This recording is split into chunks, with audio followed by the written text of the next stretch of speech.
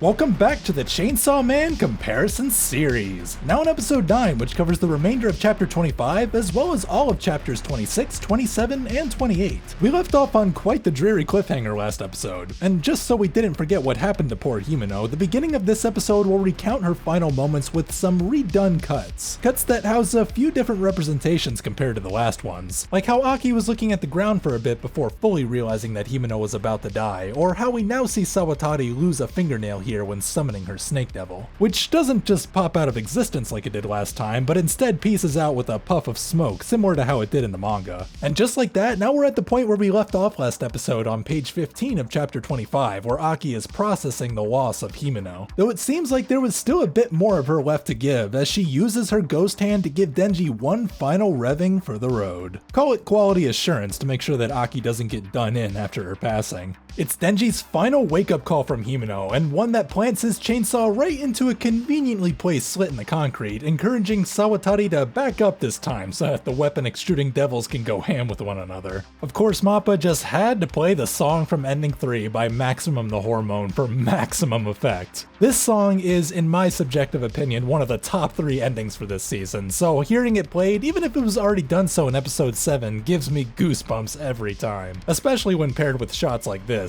The gleams of light on Denji's head add so much to his appearance here, as does the open palm shots of the katana devil. Selling points like this make it easier to tell that these are 2D cuts, but when things start revving up, that's when the real challenge begins. Like I said in the past, it can be hard to tell with 100% certainty if one cut is completely vacant of one art form or another, but luckily I found a lot of production materials that can help us along the way, such as this key animation by Kaito Tomioka. This 2D cut perfectly captures Denji's startup energy with how he clangs his 2 chainsaws together before Spider-Manning his way up to the roof. This moment was laid out well, and by extension the composition team sold it seamlessly, especially when we move from a 2D shot and onto a partially 3D one. I say partially because some things like the uniform and the tongue appear to be drawn over based on the inconsistency in its line work and shading, but thanks to how strong the storyboarding and action direction is, the average viewer would have a hard time telling which medium is used in the thick of the action. And like I said, the compositing here is perfectly complementary, from the sparks that fly off the roof that Denji's swinging off of, to the added smears on Denji's arm as the camera swings toward the Katana Man. This is some great anticipation here, and the slow-mo cut of these two about to clash is what perfectly cliffhangers us out of chapter 25, so after the opening plays we can continue on with chapter 26, where we get a detailed look at the price Sawatari had to pay for her devil summoning. Though it almost seems like that price wasn't as expensive as it was in the manga based on how many fingernails look screwed up. No idea what that's all about, but either way I'm more entranced by how many frames went into this cut. If this work by Michael Sung is to be believed, then about 34 for the bleeding hand alone, putting the budget to good use as always. This girl seems to be quite the powerhouse of a devil wielder, but close combat doesn't seem to be something she wants to engage with, since she kinda recoils when Denji and her comrade get too close to her. This is when we get the real meat of Chainsaw Man versus Katana Man, and boy was it incredibly well orchestrated. Not just animation wise, but how it decides to approach the sequencing that the manga put forth. It's very faithful. Pretty much every move from the manga is replicated to some degree, but it's stealthily mixed in with little extra bouts of choreography while connecting these moves together. Now that's some S-tier directorial talent right there, and once again we have Hironori Tanaka to thank, who's making his first appearance since episode 3 with the Bat Devil fight. Just like back then, he really adds in moments where it counts, especially those final bat-killing cuts at the end. Those were some long stretches of anime-only content, but his decision to focus on more mini anime-only segments this time was a wise one, considering how much Tatsuki Fujimoto already detailed. Even after taking the existing choreography from the manga into account, it's truly staggering just how much attention to consistency and cohesion Tanaka-san has when storyboarding his own line of events. And the animator that picked up the first event in that line is none other than animator Yen BM.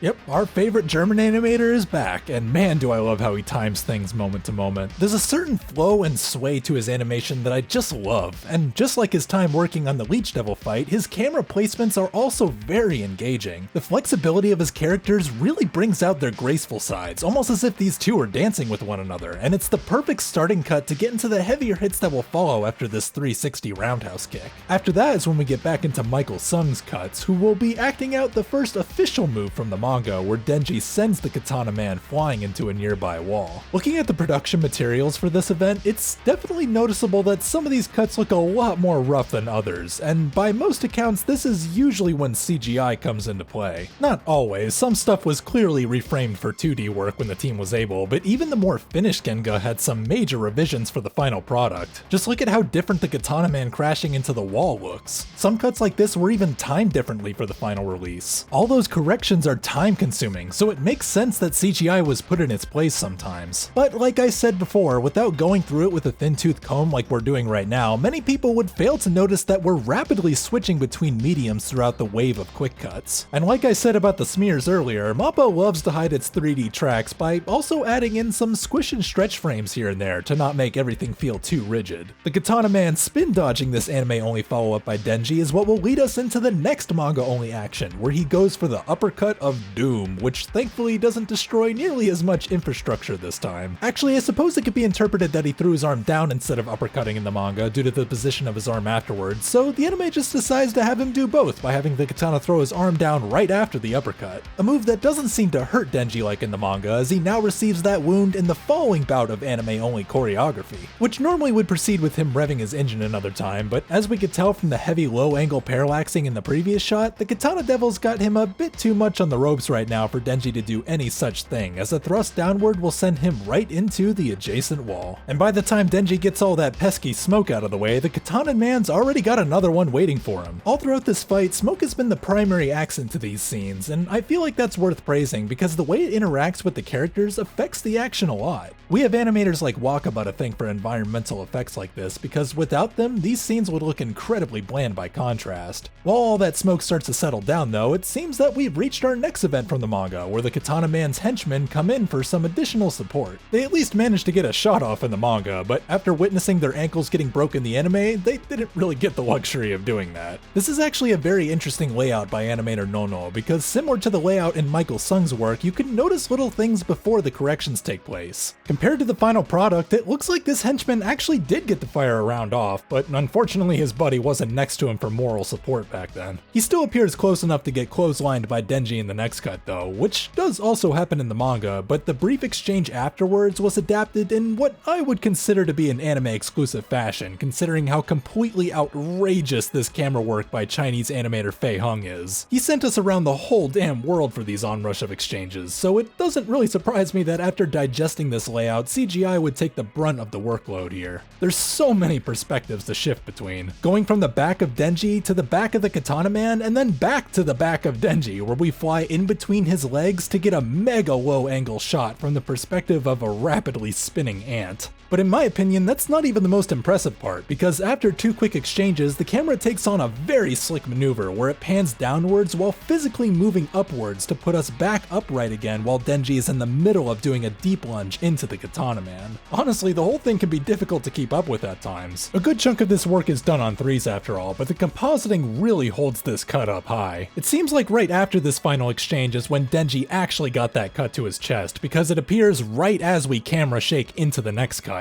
This final clashing sequence has changed a lot since Fei Hung initially laid it out, not just on a timing scale, but keying wise as well. On top of the fact that this rough Genga was lovingly made into a 2D cut, Denji seems to stagger a bit more when being forced back, and the 3D cut that follows now has him check himself out a little more profusely this time before he starts getting shot at again. That event is where things start to line up again, not just with the production materials, but with the manga as well. Denji elbowing the life out of this guy basically puts a pin on the anime-only choreography of the day by giving him a much needed break with the help of his newly acquired friend. I'm actually pretty stoked that we got to see Chinese animator Shaolin's production materials for this bit, because it details just how well the 2D and 3D mediums mix even when they literally overlap with one another. This is one of those rare occasions where we can see the layout both before and after the 3D team has their way with it, and man is it interesting to look at because it gives us a better understanding of the production process as a whole. Even though we got this much, I wish I could take it a step further to see all the revisions, assets, and layers they work with both before and after they compiled it into After Effects, because I still have a sneaking suspicion that there's some 2D trickery going on here, especially with Denji's tongue. Either way, it's all spliced together so tactfully, and that's the exact sort of skill set that Denji will be in need of shortly, because both him and his friend just became a set of pairs in more ways than one. This event encompassed an entire page from the manga, and it's much more dramatic in that version as their upper halves kinda go flying off compared to the anime where they kinda just slip off their center mass and onto the concrete below. Quite the shocking end for a banger of a devil hybrid fight.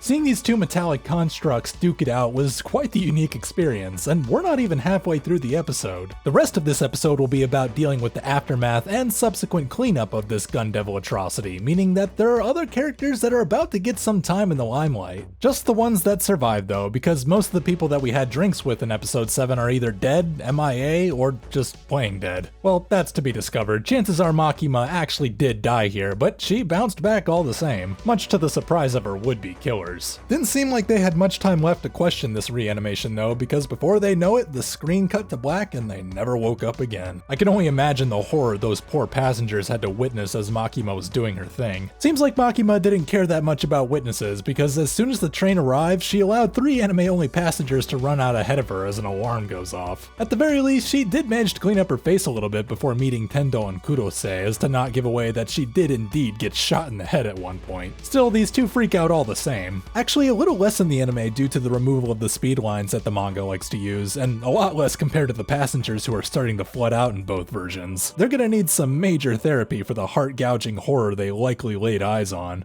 Now that's a demonic way to end out a chapter, but before we move on to the next one, we get a shot of the anime-only police that just arrived, likely to clean up Makima's mess, while Tendo gives us some anime-only info about just how little info they have regarding this nationwide calamity. After that is when we get into the first line on chapter 27, where Kurose asks if they should head straight to Tokyo, but Makima would rather chill out in a Kyoto shrine for the time being. Something we actually get to see a little of her getting prepared for, with about a minute and a half of anime-exclusive content. That's right, now we get to see the final car ride of these inmates. Nice that they were given some gas station food for their final meals on this earth. We also get to see Makima getting changed in the temple that Tendo just reserved, right before the inmates arrive at their gravesite. After all that's done, we can get back into manga territory with the Katana Man's henchmen trying to figure out how to carry half of a chainsaw man. Quite the interesting problem to have, but some anime-only crows will signify that they won't have to worry about it much longer, because their spider sense tells them that they're about to have a much bigger problem on their hands. If I didn't know any better, I'd say Aluka from Hunter x Hunter has worked their way into this show. Much to my detriment, because I seriously don't know how I'm supposed to show this without getting demonetized. Luckily this part is pretty in tune with the manga, but as for the side-by-sides of the deaths themselves, that'll have to be reserved for the uncensored version of this video. The stuff happening in Kyoto seems pretty tame though